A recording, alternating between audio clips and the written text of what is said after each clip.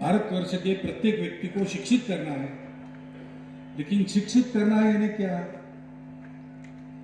साक्षर बनाना केवल यानी शिक्षा नहीं है। दुनिया भर की सारी जानकारी ठूस ठूस कर दिमाग में भरना और उसको स्मरण में रखने की कला सिखाना, ये केवल शिक्षा नहीं है।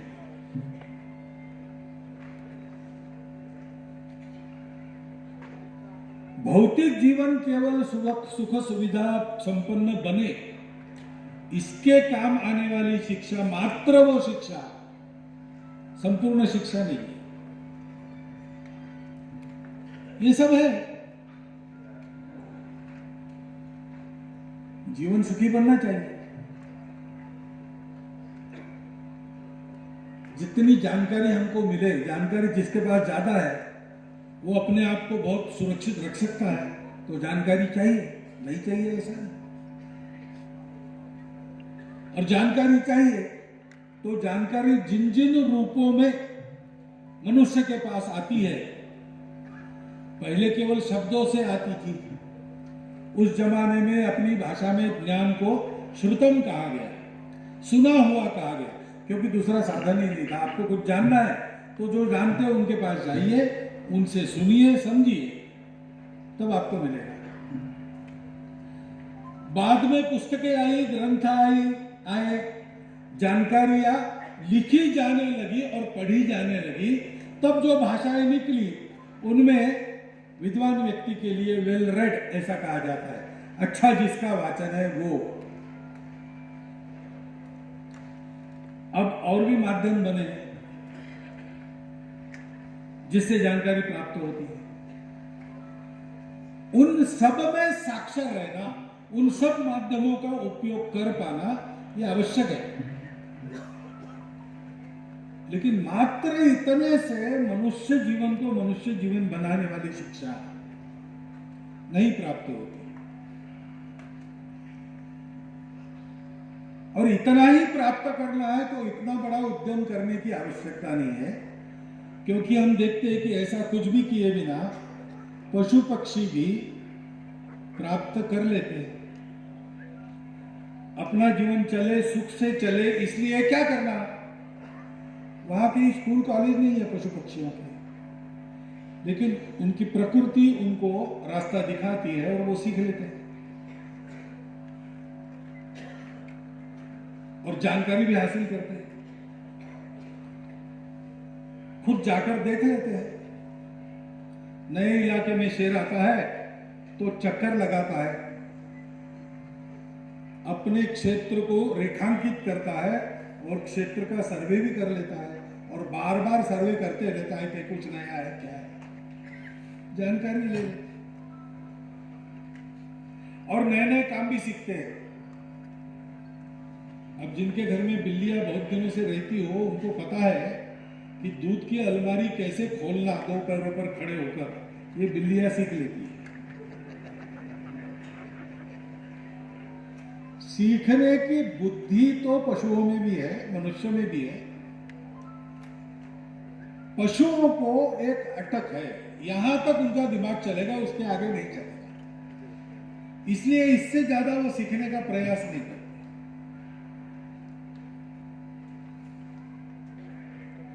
लेकिन मनुष्य के बुद्धि को कोई अटक नहीं है, तो मनुष्य विचार करता है और अधिक सीखने का प्रयास करता है। अधिक सीखना उसके लिए समस्या नहीं है, क्या सीखना इसकी समस्या है। क्योंकि सीखकर मनुष्य पशु भी बन सकता है, सीखकर मनुष्य भगवान भी बन सकता है। तो हम जानते हैं, तपश्चर्या करते हैं, देव भी करते हैं, राक्षस भी करते हैं। और राक्षसों ने तपश्चर्या की, उग्र तपश्चर्या की, ब्रह्मा जी तक सबको प्रसन्न कर दिया और वर प्राप्त कर लिया।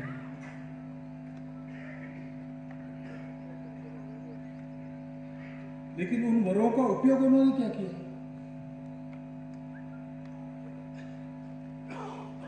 चतुर्वेदों का उत्तम ज्ञाता रावण था। भौतिक और आध्यात्मिक क्षेत्र के अनेक विद्याओं का जानकार था। उच्च कुल संपन्न था, वैभव संपन्न था।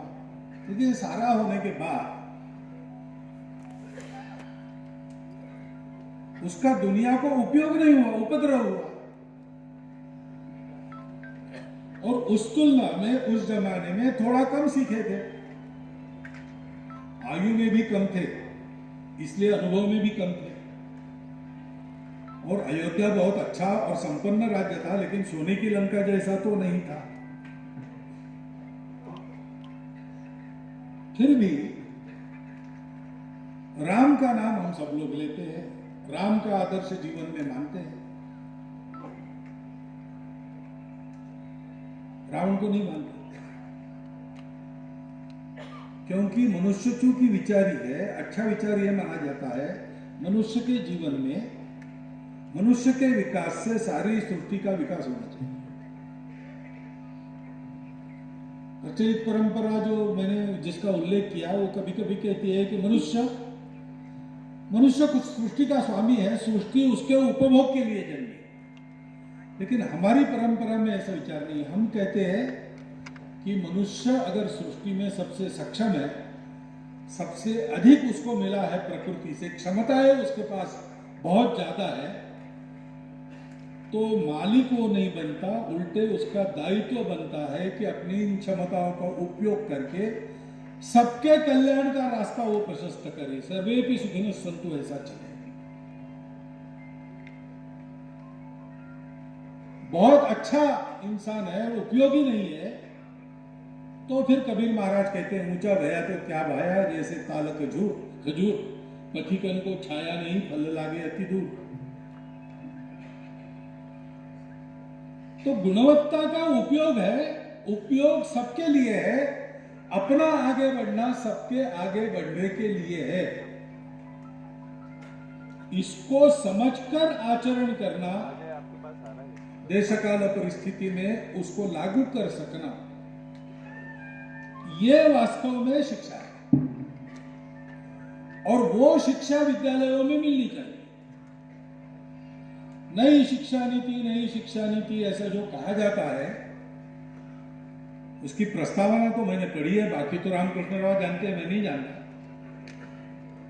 लेकिन प्रस्तावना से ऐसा लगता है कि नया लाने की इच्छा क्यों हुई, तो इच्छा इसीलिए हुई, इसके पहले जो नीति थी उसमें से ये बात नहीं हुई। और जिसमें से हमारा बच्चा पढ़ा लिखा भी बने, लिख सकने वाला भी बने, और जानकारी भी उसके पास आ जाए। मैं और मेरे परिवार को मैं किसी भी परिस्थिति में अपने पैरों पर खड़ा होकर संभाल सकता हूं, यह उसका आत्मविश्वास भी बने और यह उसकी क्षमता भी बने। लेकिन इसके साथ साथ वो एक मनुष्य हो, वो संपूर्ण दुनिया के लिए एक उपयोगी तत्व बने, उपद्रवी तत्व न बने, और उसकी उन्नति हो, उसके साथ साथ सृष्टि की उन्नति हो। तमसो मां ज्योतिर्गमय मृत्योर्मा अमृतोम गमय, ये उसका ये दिशा हो उसके विकास की, और सारे सृष्टि को भी उसके कारण उसी दिशा में चलने का लाभ हो, ऐसा उसका कर्तृत्व बने। ये इच्छा रही, इसलिए तो नई शिक्षा नीति आई। और इसलिए विद्या भारती का काम मेरे जानकारी के अनुसार चलता इसलिए कि ऐसी शिक्षा उनको प्रचलित करनी है। विद्या भारती के किसी भी विद्यालय में आप जाइए तो वहां एक अवतरण पट पर लिखा हुआ रहता है, रंगा के परमानेंटली किया हुआ रहता है दीवार पर, हमको इस प्रकार की शिक्षा देनी है कि उसमें ये सारी बातें हैं, दूसरे शब्दों में, लेकिन अर्थ उसका ये है। तो हमारा साधन है, अब बन गया, ये तो आनंद की बात है। अच्छे काम के लिए सुविधा हो गई, ये आनंद का विषय है। क्योंकि अच्छे काम के लिए सुविधा हो गई तो अच्छा काम और गति से आगे बढ़ेगा। तो साधन आ गया तो गति बढ़नी चाहिए, और गति साधन की नहीं होती, गति करने वाले की होती। कई बार साधन आता है तो मनुष्य विचार करता है कि अब फुर्सत से आराम से करेंगे, लेकिन जिनको कोई कार्य संपन्न करना है उनको तो उल्टा सोचना चाहिए। हमारे एक सज्जन थे, कपड़े धोते थे, साबुन से धोने पड़ते थे, मेहनत करनी पड़ती थी। बाद में वो डिटर्जेंट पाउडर आ गया। वो पहले प्रकृति से आलसी थे तो साबुन से कपड़े ऐसे जैसे धो डालते थे, धोया नहीं ऐसा कोई कह ना सके, इतना करते थे, बाकी कपड़े जैसे थे वैसे ही रहते। साबुन पाउडर आने लगी तो उन्होंने साबुन पाउडर लिया, बोले ये ज्यादा आरामदायी है, लेकिन कपड़े फिर वैसे के वैसे। तो हमने उनको पूछा, भाई फर्क क्या हुआ, पाउडर आने से आप कहते ज्यादा आरामदायी होता है। मैं क्या करूं, कपड़े धोना वो पाउडर का काम है, साबुन में अपने को घिसना पड़ता है, पाउडर तो इसलिए है कि उसमें डुबा के रखो तो मैल छूट जाएगा, वो अपना काम करता नहीं, मैं क्या करूं। तो ऐसे लोगों के साधन कितने भी बढ़े तो भी उसमें न उनका भला होता है न समाज का भला होता है। विद्या भारती को आप भी जानते हैं, मैं भी जानता हूं, वो ऐसे लोग नहीं है। उनके साधन बढ़ेंगे तो हम सभी का लाभ है, समाज का लाभ है। गति बढ़ाने का ध्यान रखना पड़ेगा। और दूसरी बात है कि साधन अनुकूल सत्व के आधार पर ही होगा। हमको जो करना है उसके लिए इस साधन को अनुकूल बनाना है, तो हमारा अपना अंतर मनस क्या है, हमारा संकल्प कितना दृढ़ है। क्रिया सिद्ध सत्वे भवति महता न उपकरण। तो विद्या भारती के लोग इसको जानते हैं कि ऐसा नहीं है कि भवन है इसलिए हमारा काम होगा। काम तो भवन नहीं था तभी शुरू हुआ था, और उसी सत्व के आधार पर हम यहां तक आ गए कि हम अपना भवन खड़ा कर सकते हैं। तो आगे उसी से बढ़ेगा, ये वो लोग जानते हैं। तो इसलिए आचार्यों का प्रशिक्षण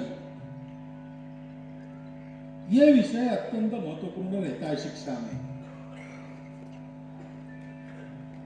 क्योंकि आखिर शिक्षा का सुधार कहां से होगा, सिखाने वालों से होगा। सीखने वाला बच्चा, उसको तो कुछ नहीं मालूम, और सिखाना जो है, बच्चा सीखता है, उसकी अपनी इच्छा हमको बनानी पड़ती है, क्योंकि बच्चा बच्चा है। वो सीखने के लिए आता ही है, उसको भेजा है माता पिता ने, वो तो अभी बड़ा नहीं है, वो शिक्षा का महत्व जानता नहीं है। आयु तो उसकी किशोर आयु तक उसको खेलना ज्यादा पसंद होता ही है, और हम ऐसा नहीं कर सकते कि किशोर आयु तक सिखाना ही नहीं, खेलने ही देना, ऐसा नहीं कर सकते। तो हमारे यहां परंपरा में भी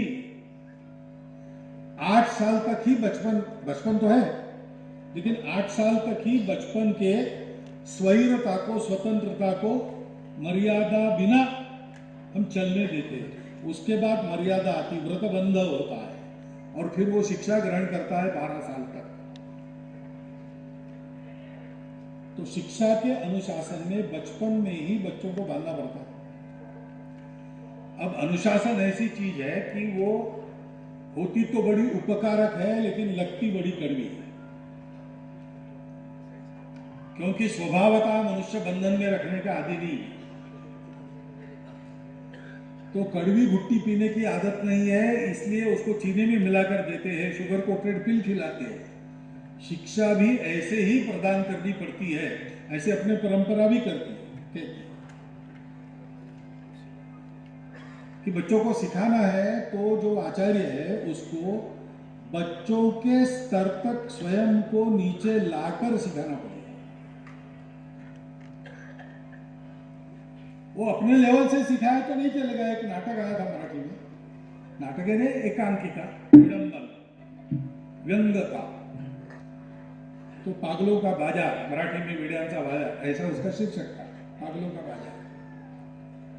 तो प्रोफेसर साहब की पत्नी मार्केटिंग के लिए निकलती है, घर में पलने वाला बच्चा है, तो बता दी वो उठेगा रोएगा, उसको दूध पिला और जरा बाहर दिखाओ, आकाश तारे वगैरह, शाम हो जाएगी, ठंडा भी रहेगा, अच्छा गर्मी नहीं रहेगी, तो उसका दिल बहल जाएगा, तो चुप हो जाएगा, नहीं तो आप परेशान हो जाएंगे। प्रोफेसर साहब कहते ठीक है, फिजिक्स के पीएचडी है, 10 वर्षों से पढ़ा रहे, एक छोटे बच्चे को नहीं संभाल सकेंगे क्या, ऐसा उनके मन में आता है। फिर छोटा बच्चा रोता है तो दूध पिला के रोना रुकता नहीं, तो उसको हाथ में लेकर बाहर जाते हैं और उसको फिर जानकारी देने लगते हैं। वो चंद्रमा है, पृथ्वी से इतने लाख मील दूर है, उसका प्रकाश सूर्य से आता है, उसके वातावरण में प्राणवायु नहीं है। अब बच्चा और जोर जोर से रोने लगता है, तो पड़ोस की एक 9 साल की लड़की, तीसरी में पढ़ने वाली, वो आती है, अरे अरे क्या हो गया, भैया रो रहा है, लाइए मेरे पास दीजिए। फिर वो बताते उसको, देखो देखो चंदा मामा कैसे हंस रहा है, तुम्हारे लिए दूध रोटी ला। तो बच्चा चुप हो जाता है, हंसने लगता है। तो प्रोफेसर साहब कहते हैं क्या पागलों का बाजार है, मतलब मामा है क्या, अरे सिद्ध हो गया विज्ञान से, क्या है सबको पता है, और ये अंधश्रद्धा इसके दिमाग में। अरे भाई अंधश्रद्धा तुमको लगती होगी, उसका जो स्तर है वहां से उसको बताया तो ग्रहण करेगा, नहीं तो कितना भी सत्य हो तुम्हारा, वो तो रोने लगेगा, और क्या करेगा।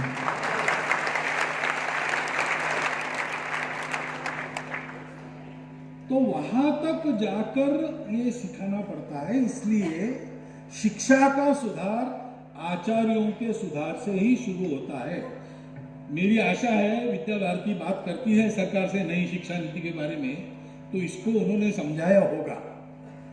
वो जानते हैं कि उनका आचार्य प्रशिक्षण उनके यहाँ पहले से नियमित चल रहा है, अभी भवन की व्यवस्था हो गई है, लेकिन प्रशिक्षण तो रहता ही है। दूसरी बात है कि आचार्य को जो सिखाना है वो उसकी आजीविका नहीं है, वो उसका व्रत है, और इसलिए आचार्य अपने छात्रों पर पुत्रवत प्रेम करके उनको पढ़ाता है, तब उसकी शिक्षा वो ग्रहण करते हैं।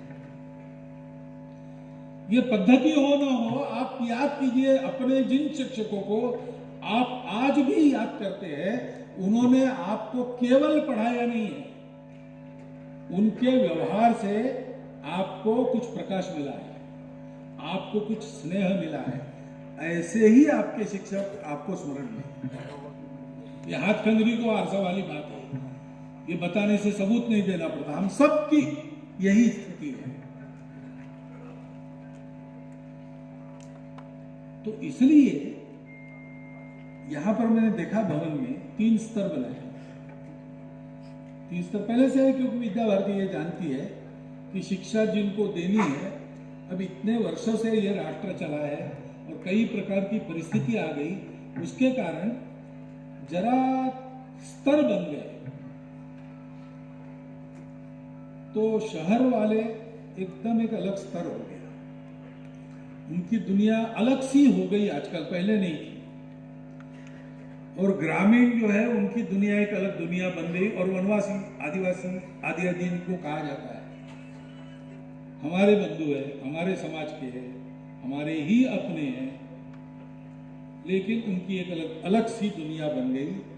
अब इन तीनों को सिखाना है तो अलग अलग भूमिका में जाकर, उनके स्तर पर जाकर उनसे स्नेह करते हुए उनको सिखाना पड़ेगा। तो इन 3 प्रकार के शिक्षकों का प्रशिक्षण भी अलग होना पड़ेगा। ऐसी कई प्रकार की व्यवस्थाएं जो अपने राष्ट्रीय शिक्षा में आवश्यक है, विद्या भारती अपने जन्म से इनके प्रयोग करके सिद्ध कर रही है। विद्या भारती का ये जो चिंतन है वो केवल चिंतन के स्तर पर नहीं है, चिंतन के आधार पर प्रयोग हुए। एक बड़ी बात जैसे सिद्ध की, ऐसे उसके अनुसार उस बड़ी बात के छोटे छोटे अंश, छोटी छोटी बातों को भी ठीक किया। तो विद्या भारती के शिक्षा चिंतन में कुल मिलाकर शिक्षा मनुष्य को मनुष्य बनाने के लिए होती है। ये जैसे उन्होंने जांच पड़ताल प्रयोग करके सिद्ध किया है अनुभव से, और उसका प्रत्यक्ष प्रयोग वो दिखा सकते, वैसे मनुष्य बनाने वाली शिक्षा में पाठ्यक्रम कैसा हो एक छोटी बात है, लेकिन वो भी वहां प्रयोग सिद्ध अवस्था में प्रत्यक्ष प्रचलन में वो आपको दिखा सकते हैं।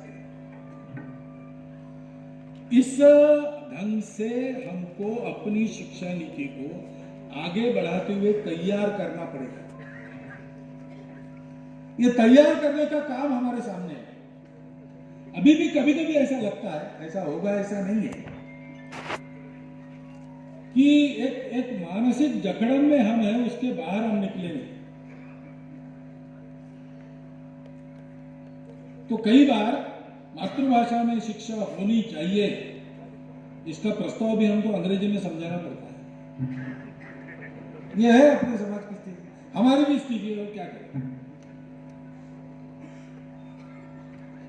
और इसलिए इस जकड़न में से बाहर निकलकर शुद्ध अपने प्रकृति के स्वत्व के आधार पर अपने भविष्य की आकांक्षाओं का विचार मन में रखते अपने शिक्षा पद्धति को कैसे करना, इस दिशा में विद्या भारती काम कर रही हो और आगे बढ़ना और बाकी है, क्योंकि अभी तो विद्यालयीन शिक्षा तक आ गए, महाविद्यालयीन शिक्षा है, उच्च शिक्षा है, तत्व तो एक ही रहेगा और बुनियाद तो बन गई यहाँ पे, लेकिन छोटी छोटी बातें तफसील भी उसमें भरना है।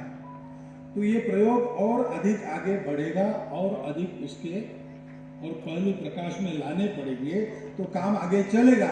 आगे चलेगा तो आज उपलब्ध तकनीकी की सारी आधुनिक सुविधाएं जो सहायक हो सकती है उनको लेकर, जो सुविधाएं हैं उनको सहायक बनाकर इसको आगे बढ़ाना पड़ेगा। तो उस प्रकार की व्यवस्था चाहिए। मैं समझता हूँ यहाँ मालवा प्रांत के इस आचार्य प्रशिक्षण केंद्र, प्रांत का कार्यालय आदि आदि 3-4 बहुउद्देशीय ऐसा ये जो भवन हुआ है, वो इस हेतु को साध्य करने वाला बनेगा जरूर। लेकिन बनेगा क्यों? केवल उसमें हमने सुविधाएं रख दी इसलिए नहीं, बनेगा इसलिए कि उसका ये भाव ध्यान में रखकर सुविधा संपन्न होने के बाद भी अपनी गति को बढ़ाते हुए अपनी दिशा को भूलते हुए हम लोग ठीक से आगे बढ़ेंगे। एक बंगाली कविता में है, दिक तो जदी ना जाज भूली विधि तोरे छोलबे ना। अगर तुम दिशा बिना भूले अपने इन जकड़नों से मुक्त होकर निर्भय होकर भविष्य की चिंता न करते हुए अपने कश्ती को धकेल लेते हो सागर में, तो दिशा जब तक याद है, याद रखो तुमको तुम्हारा भाग्य कभी छलेगा नहीं, वो तुमको ठीक दिशा में ले जाएगा, डुबाएगा नहीं। तो भवन तो अपना काम करेगा, जैसा हमने बनाया है वैसा करेगा, उतना करेगा, लेकिन उसका काम भी यशस्वी होने के लिए हमारा काम ऐसा होने की आवश्यकता है। आज के इस आनंद क्षण में हम सब सहभागी हो, हम सब अपना अपना दायित्व पूर्ण करें। केवल विद्या भारती वालों का भवन नहीं है, कहाँ है, अपेक्षा विद्या भारती की भी है, यह सामाजिक विकास का केंद्र बने। तो ये विद्या भारती के कार्य के विकास का केंद्र क्यों बनता है? विद्या भारती इसके लिए परिश्रम करती है, इसलिए ये सामाजिक विकास का केंद्र बनने के लिए वो भी परिश्रम करेंगे, लेकिन समाज को भी कुछ करना पड़ेगा। उनको अपनी छत्र छाया विद्या भारती के सर पर सदैव रखनी पड़ेगी और जो सहयोग समाज से जुट सकता है जुटाना पड़ेगा। ये सब ठीक चलेगा तो जैसे हमने आज कल्पना की है कि भारतीय शिक्षा का नया रूप गढ़ते गढ़ते ये केंद्र समाज के विकास का केंद्र बने, वैसा वो जरूर बनेगा। इस शुभकामना के साथ आनंद में हम इन बातों को ध्यान में रखकर चले, इस एक सावधानी की सूचना देते हुए, और आपने सुन लिया, इसके आपके प्रति कृतज्ञता व्यक्त करते हुए मैं मेरा मंतव्य समाप्त करता हूँ। धन्यवाद।